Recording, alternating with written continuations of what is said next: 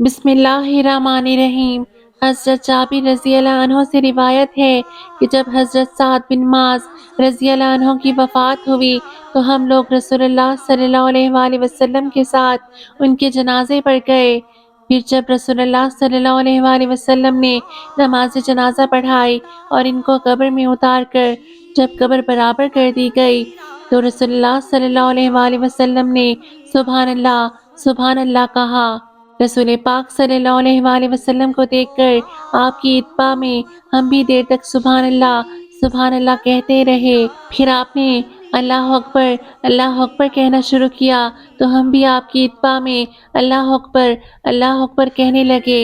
پھر آپ سے پوچھا گیا، یا رسول اللہ، اس وقت آپ کی اس تسبیح اور تکبیر کا کیا خاص سبب تھا؟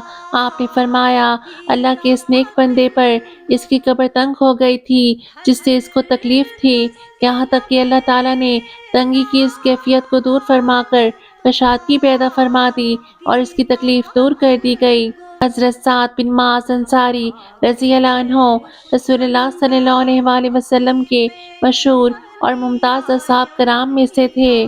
غزوہ بدر کی شرکت کی فضیلت اور سعادت بھی انہیں حاصل تھی۔ 5 ہجری میں ان کا وصال ہوا اور ایک دوسری حدیث میں ہے کہ حضور صلی اللہ علیہ وآلہ وسلم نے ان کے بارے میں فرمایا، 70,000 فرشتوں نے ان کے جنازے میں شرکت کی اور آسمان کے دروازے ان کے لیے کھولے گئے۔ باوجود اس کے قبر کی تنگی کی تکلیف سے ان کو بھی واسطہ پڑا، اگرچہ فوراً ہی تکلیف اٹھا لی گئی۔ اس سارے واقعہ میں ہم جیسوں کے لیے بڑی انتباہ اور بڑا سبق ہے۔ نماز کی پابندی کیجیے۔ اللہ پاک ہم تمام مسلمانوں کے لیے اپنی رحمتوں کے در کھول دے، آمین۔